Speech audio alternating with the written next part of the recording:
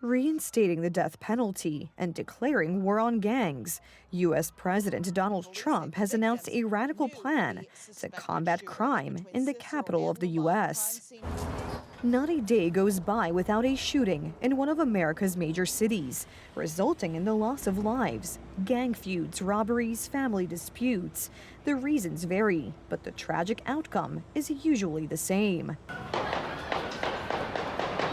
The latest mass shooting at a Catholic school in Minnesota. 2 people were killed, dozens were injured. In the face of rising crime, the White House decides to take control of law enforcement in the most dangerous cities. In the capital, it sent the military onto the streets.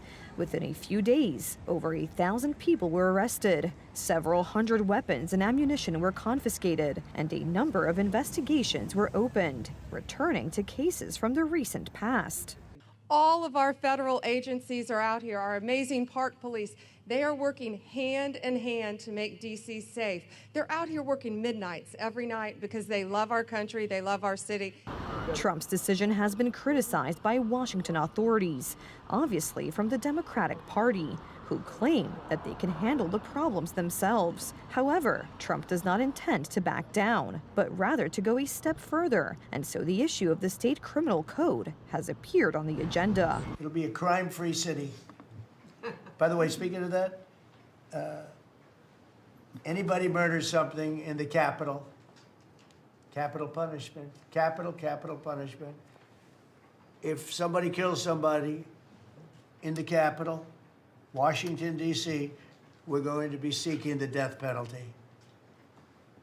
And that's a very strong preventative. And everybody that's heard it agrees with it.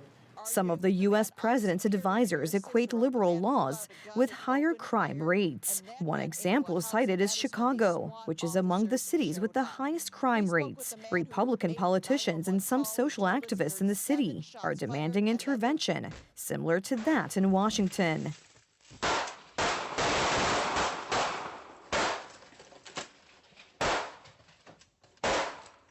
Look, if your streets are more violent, as these Democrat cities are, more violent than Baghdad, more violent than communities in Ethiopia and places that many Americans would never even dream of visiting, some of the most dangerous places on planet Earth.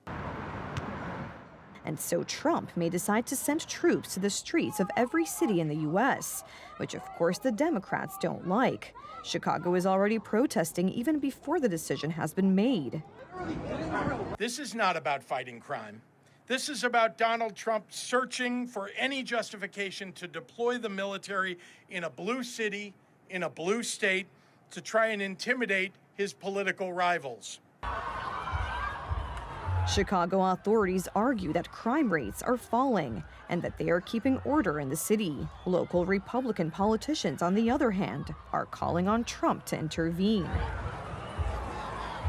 So I'm thinking about, when I have some slob like Pritzker criticizing us before we even go there, I made the statement that next should be Chicago, because as you all know, Chicago's a killing field right now. Donald Trump also decided to penalize the destruction of the American flag.